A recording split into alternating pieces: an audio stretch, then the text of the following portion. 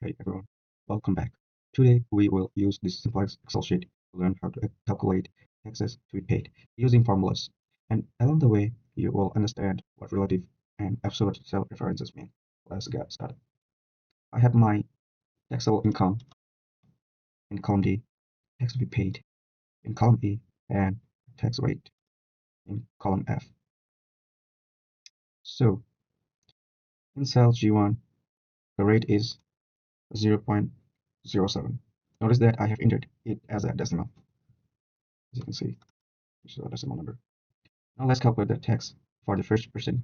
Click on D2 and type equal D2 asterisk G1.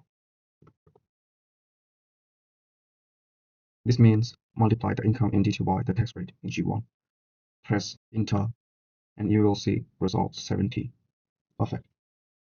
Now let's double click on the autofill handle in the corner of the cell to copy the formula down.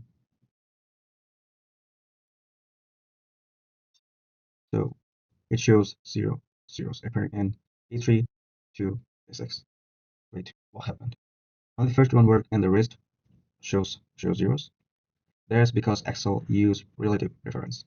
It looked one cell to the left, D3, and 2 to the right. And since those cells are empty,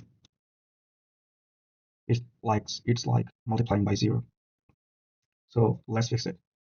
Click on D2 again.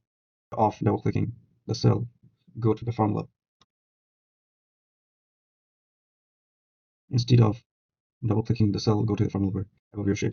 This is the best place to edit formulas. Now change G1 to an absolute reference by adding dollar sign. I mean D2 asterisk. Here, dollar sign. Here, dollar sign. And press enter. And double click on the autofill handle again. Perfect. Now every formula uses in the fixed tax rate in cell G1. So what's the difference? D2 is relative. It changes as you copy the formula down. And $sign G $1 is absolute. It always points to that exact cell. If you want to log only the row or only the column, you could use $sign G1 or G $sign 1. That's called a mixed reference. If this video helps you, make sure to like, comment, and subscribe, and follow for more. Don't forget to subscribe.